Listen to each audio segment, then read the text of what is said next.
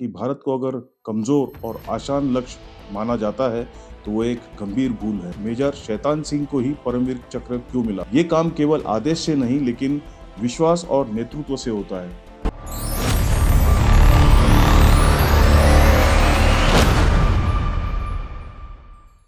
रजांगला की लड़ाई में अगर मेजर शैतान सिंह और उनके 120 बहादुर जवान नहीं होते तो उस लड़ाई का नतीजा क्या होता, इसके बारे में कोई कुछ कह नहीं सकता है। लेकिन इतना ज़रूर है कि इस लड़ाई का टैक्टिकल और तात्कालिक असर पूरे लद्दाख सेक्टर पे था। मेजर शैतान सिंह और उनके 120 बहादुर जवानों ने चीन को काफ़ी मात्रा में नुकसान पहुंचाया और चुशुल की तरफ बढ़ रही चाइनीज सेना को रोक दिया। उसकी वजह से लद्दाख आज भी भारत का हिस्सा है और 1962 में चीन को ये स्पष्ट संकेत मिला कि भारत को अगर कमज़ोर और आसान लक्ष्य माना जाता है तो वो एक गंभीर भूल है। सोचिए, केवल 120 सैनिक दुश्मन के पूरी बटालियन को अगर रोक सकते हैं तो संगठित तैयारी, सक्षम नेतृत्व और निर्णय की पूरी स्वतंत्रता मिलने पर भारतीय सेना क्या कर सकती है। 1962 के युद्ध के समय न हमारे पास पर्याप्त साधन थे, न आधुनिक हथियार थे और न ही था राजनीतिक स्तर पर एक मजबूत इच्छा शक्ति, जिसकी ऐसे संघर्ष में बहुत जरूरत पड़ती है। इसकी कीमत भारत ने पूरे 1962 के युद्ध के परिणामों में चुकाई। रजांगला की लड़ाई में एक परमवीर चक्र, 7 वीर चक्र और अन्य कई बहादुरी के इनाम मिले।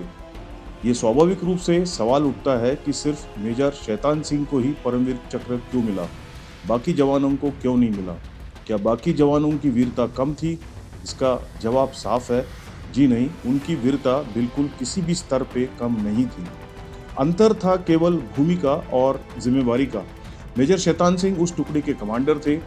सामने लगभग निश्चित रूप से जब मृत्यु हो और पीछे से कोई भी सहायता की उम्मीद ना हो और फिर भी अपने 120 जवानों को अंतिम समय तक डटे रहने के लिए तैयार रखना, ये काम केवल आदेश से नहीं लेकिन विश्वास और नेतृत्व से होता है। चाली कंपनी में आपका company commander major Shaitan Singh Bhati बोल रहा हूं। ये वर्दी सिर्फ हिम्मत नहीं, बलिदान भी मांगती है। आज वो वक्त आ गया है। मुझे आखिरी गोली, आखिरी कदम और अपने खून की आखिरी बूंद तक लड़ना मंजूर है, मगर पीछे हटना नहीं। उन्होंने लगातार मोर्चों के बीच में जाकर सैनिकों का मनोबल बनाए रखा और अंत तक अपनी जिम्मेवारी को निभाया। किसी भी लड़ाई में जीत सिर्फ एक व्यक्ति की नहीं होती, ये आपसी तालमेल, भरोसा और संगठित प्रयास की जीत होती है। अक्सर जीत के समय श्रेय कई लोग लेते हैं, लेकिन जब हार होती है तो उसके कारण और दोष तलाशे जाते हैं। 1962 की लड़ाई के संदर्भ में भी ये बात दिखाई देती है। अगर मेजर शैतान सिंह और उनके 120 साथी उस दिन ना डटे होते तो संभव है कि इस तरह की कोई लड़ाई किसी और जगह पे होती या शायद होती भी ना। इतिहास क्या होता अगर इस सवाल का जवाब निश्चित रूप से नहीं देता है, लेकिन इतना स्पष्ट है कि उस टुकड़ी ने दिखा दिया कि संख्या से ज़्यादा महत्वपूर्ण है संकल्प, प्रशिक्षण और नेतृत्व। हम एक सच्चे देशभक्त की बीवी है। आपने कभी किसी की जान ली है? अहीर है हम, कोई प्यार से मांगेगा तो जान भी दे देंगे, और जब बात देश पे आई 100 की जान ले भी लेंगे। इसी संदर्भ में नायब सूबेदार हरिराम यादव का जीवन और योगदान भी उल्लेखनीय है। देश की सेवा की भावना से प्रेरित होकर वे 16 फरवरी 1948 को भारतीय सेना में भर्ती हुए। लगभग 14 वर्षों की सेवा के बाद 1962 तक वे जमेदार, जिस रैंक को अभी नायब सूबेदार बोला जाता है, उस पद तक पहुंचे, जो उनकी क्षमता, नेतृत्व और ईमानदारी को दर्शाता है। एक जूनियर कमीशन अफसर के रूप में इनका काम केवल आदेश देना नहीं था, लेकिन जवानों को दिशा देना, अनुशासन बनाए रखना और अपने सब यूनिट का मनोबल ऊंचा करना भी था। लड़ाई के समय में दुश्मन की हरकत और इलाके को देखते हुए चार्ली कंपनी के 7, 8 और 9 प्लाटून को अलग अलग तैनात किया गया था। 7वीं प्लाटून जमेदार सूरजाराम के नेतृत्व में और नॉर्थ साइड के ऊपर स्लोप के ऊपर, 8वीं प्लाटून नायब सूबेदार हरिराम के नेतृत्व में दर्रे के हिस्से में थी और 9वीं प्लाटून जमेदार रामचंद्र के साथ बीच में थी, जिनके पास कंपनी का हेडक्वार्टर था। जो कंपनी का मोटर सेक्शन था वो पीछे की तरफ था और जिनके कमांडर थे नायक राम कुमार। रात तकरीबन 2 बजे 8वीं प्लाटून की दिशा में लगभग 30 से 40 दुश्मनों का पहला दस्ता दिखाई दिया। उनकी हलचल का पता तुरंत लगा और सेक्शन 1 के कमांडर और जो प्लाटून के 2IC थे नायक हुकुमचंद, उन्होंने ये सूचना तुरंत नायब सूबेदार हरिराम तक पहुंचाई। हरिराम साहब ने मेजर शैतान सिंह को स्थिति की जानकारी दी और तुरंत सेक्शन 1 को LMG के साथ आगे की पोजीशन पर जाकर दुश्मन को रोकने का आदेश दिया। जब दुश्मन तकरीबन 50 गज की दूरी पर आया तो फायर का आदेश दिया गया और ये पहला हमला असफल कर दिया गया। इनकी पोस्ट पर दूसरा हमला तकरीबन सुबह 4 बजे 7वीं प्लाटून के दिशा से किया गया। 7वीं प्लाटून में जमेदार सूजाराम थे।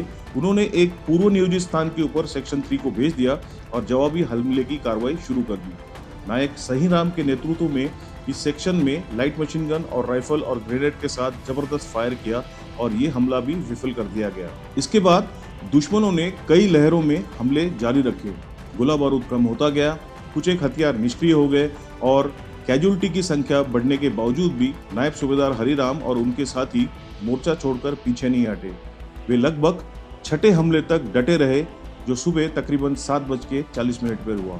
छठे हमले के दौरान चाइना ने भारी मोटर फायर, आर्टिलरी फायर और तीनों तरफ से मीडियम मशीन गन के साथ हमला करना शुरू किया। तब 8वीं प्लाटून का गोला बारूद लगभग समाप्त हो गया था। इस स्थिति में जमेदार हरिराम यादव साहब ने जवानों को अपने बंदूक के ऊपर बैयोनेट लगाने का आदेश दिया।